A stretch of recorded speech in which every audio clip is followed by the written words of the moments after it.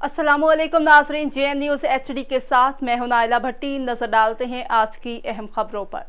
साहिवाल से मोहम्मद जुबैर चौधरी की रिपोर्ट के मुताबिक 94 सिक्सार साहिवाल में बारिश का पानी खड़ा होने से सड़कें तालाब का मंजर पेश करने लगी।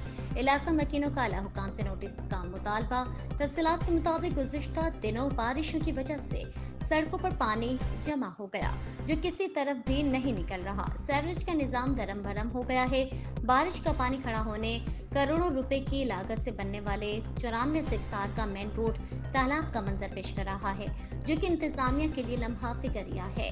करोड़ों रुपए की ग्रांट से बनने वाले मेन रोड पर निकासी आब का कोई इंतजाम न होने की वजह से करोड़ों रुपए बारिश के पानी की नजर होने का खदशा है।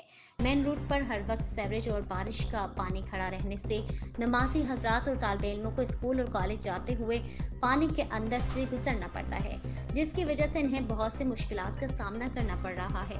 माकिनों ने आला हुकाम से मुतालबा किया है कि 94 सिक्सार मेन रोड से पानी खत्म करवाया जाए।